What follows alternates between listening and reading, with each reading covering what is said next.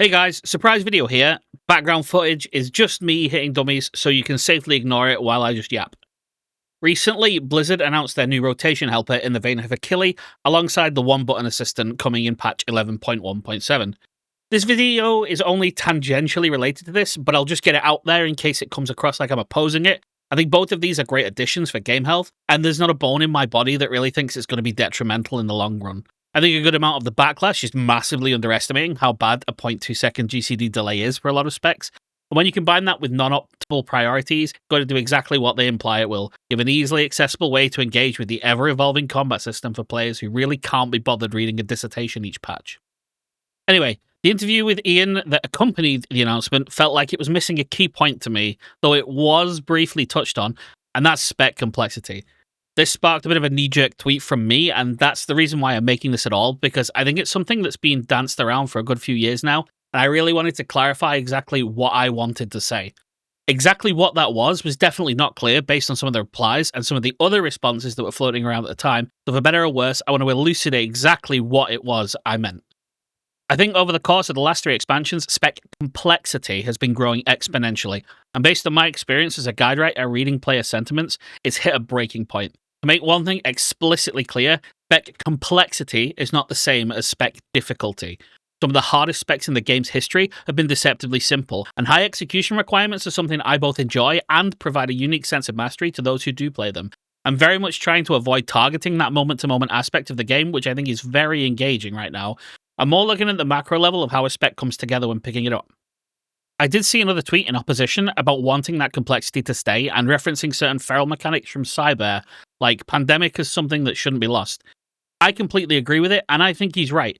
Universal and transferable mechanics that are complex but exist across classes as a rule are good things that can be applied when changing classes, though Blizzard needs to do a significantly better job teaching those effects, rather than relying on the shared knowledge and word of mouth from legacy players, in my opinion.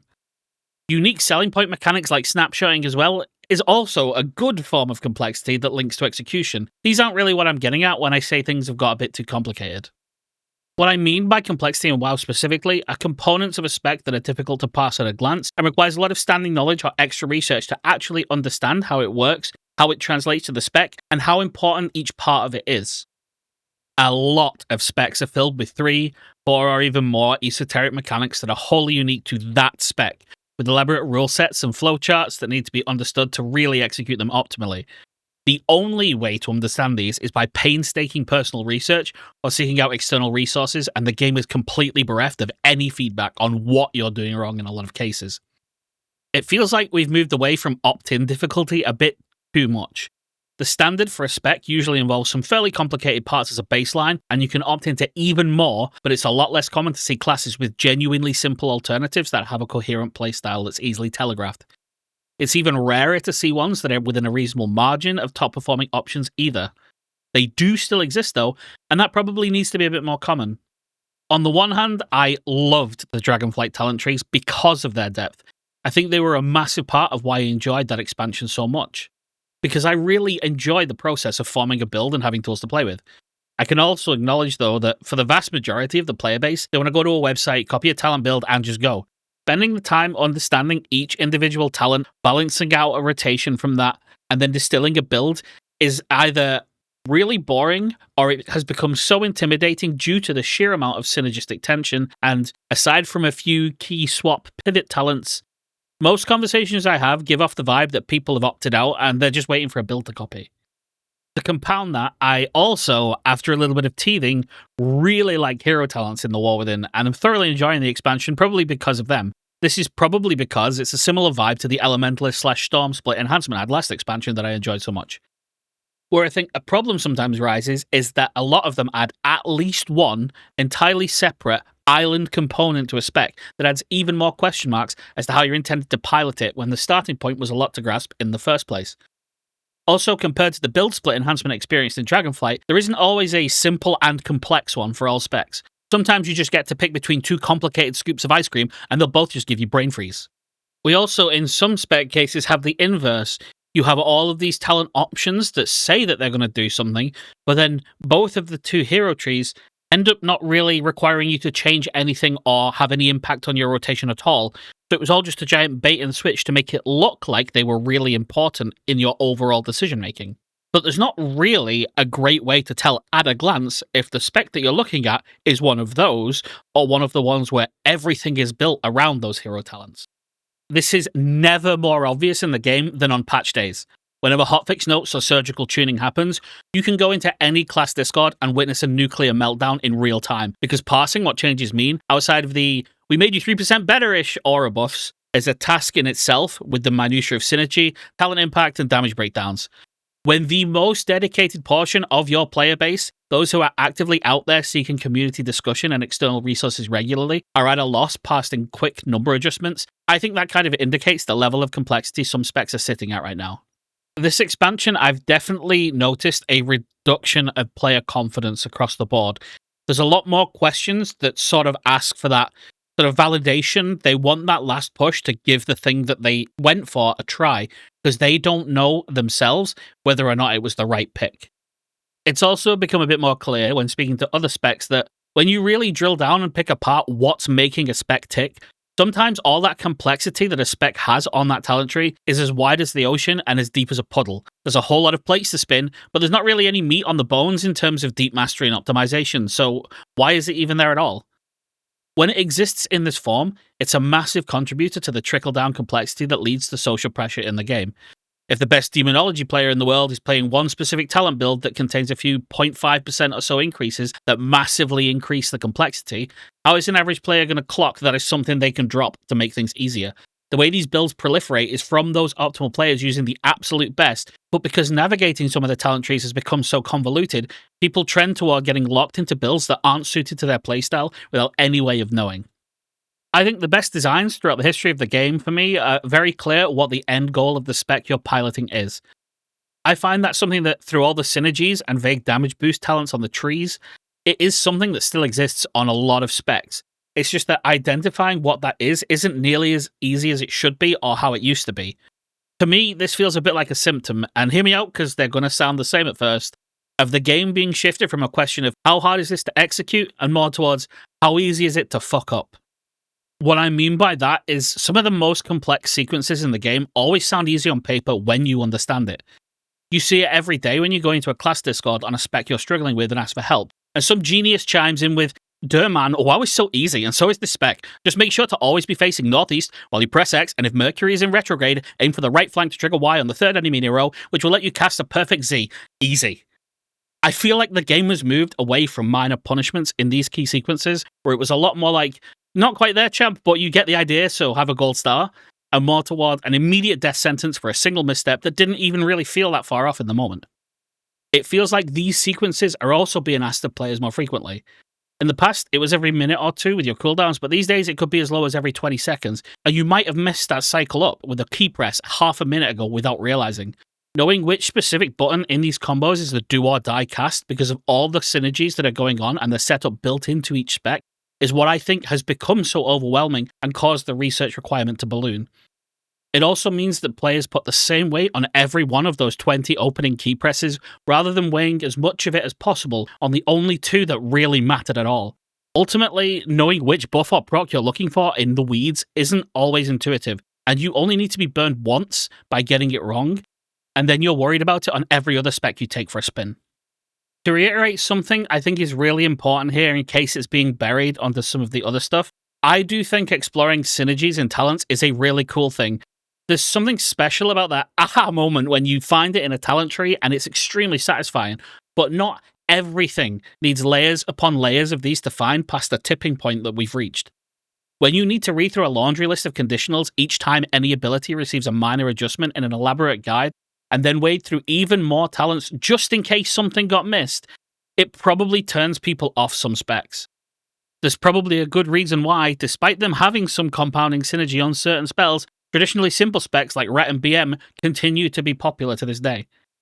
Lastly, on this point, I want to be super careful stepping into this area, because it's not something I have as much expertise in, but I have a strong suspicion this is at least a contributing factor to the tank and healer issue that keeps coming up with the population. They have these same elaborate synergies, but they have it with interlinking systems and complexities between those two at the same time.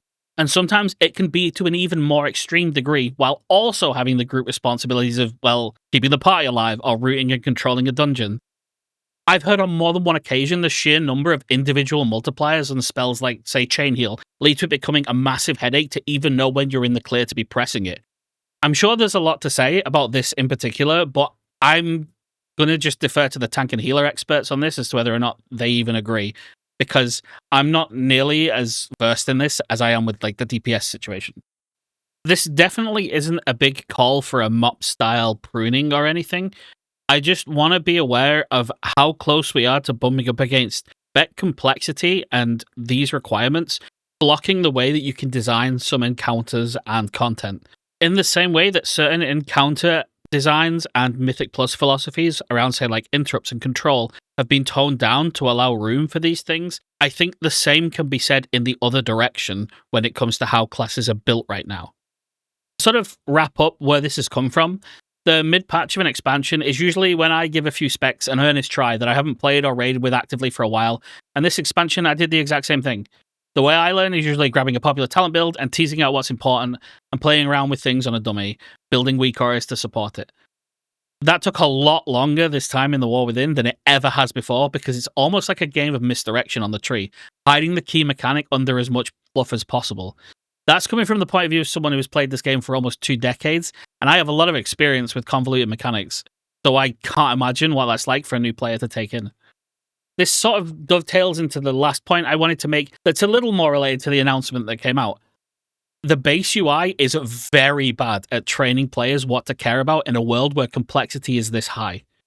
You can see it today with the cooldown manager. It just throws everything with a cooldown at you and leaves you to sort it out yourself. Until recently, anything with a proc started glowing the moment that it came up. Or if you use the Blizzard auras, you'll know that they vary wildly in how important they actually are when they go off. This is the one part I think needs to be emphasized as feedback on this feature. Just highlighting the best key press in the moment doesn't teach anything. It needs to be showing it ahead of time, probably in a different color, which is something the add-on it's trying to emulate in Hakili does do.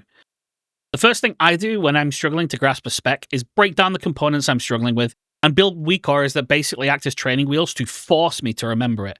None of the Blizzard UI adjustments are going to achieve that in their current form, and thus the complexity factor won't be going anywhere. I want to round this out with talking specifically about that rotation assist then, rather than the one-button sequencer, something I think is a very necessary addition for accessibility, and I think it's a cool idea. This feels like it's aiming to fill that hole missing in the game that teaches players, and I don't think that's going to hit the mark just yet. I think if Blizzard is going to open the gates to revealing a recommended rotation, then it needs to be accompanied with a very brief in-game cheat sheet for players to see as well. I want to know what their intended focus of a spec should be, not only for the players who pick up a spec and want to see what the intended playstyle is at a glance, but also for some selfish reasons. If I know Blizzard's intention is for resource waste to be avoided at all costs, then if that's not happening, that's actionable feedback that goes counter to the goal that they had. Right now, because they often take a backseat, it's a mystery, and often feedback is thrown at the wall. The rotation assist, however, may well be the first step in moving toward that. I want to log in and see Havoc players told in big, bold letters, hit Blade Dance on cooldown. I want to see Feral be told to maintain dots and not waste energy, because this is simple and crucial knowledge that can be used in tandem with the assist to ease a player into the gameplay of each spec and find out if they enjoy it, rather than just using the assist as a replacement for engaging at all. I know I've said this a few times, but I just want to make it absolutely clear to remind everyone on the way out, I don't think hard specs or ones with lots of synergy need to go at all. Hell, I mean one of the worst offenders in this category, and I love it. But I strongly believe there needs to be a concerted effort to make it easier to understand what specs are supposed to be doing for the average player. After that, strongly consider whether it's even realistic for a player to grasp this on their own and pull it off with the UI that you've given them, and if it should be as much of a norm as it currently is to have this much complexity. I also want to be careful as well that I don't want this to come across like I want to stifle the design that's going on in the game right now. They've been killing it this expansion in terms of cool ideas and things that they've explored. It just needs to be implemented in a more careful way that can be parsed by players when they look at it, rather than needing to be told exactly how it works under the hood. This is just my opinion at the end of the day. It won't change whether I enjoy the game personally, because if it stays at this level or not, it's an aspect I engage with.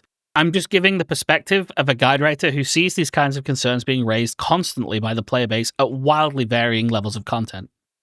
Anyway, thanks for coming to my Boomer Talk. Who knows when I come out of my hermit cave again.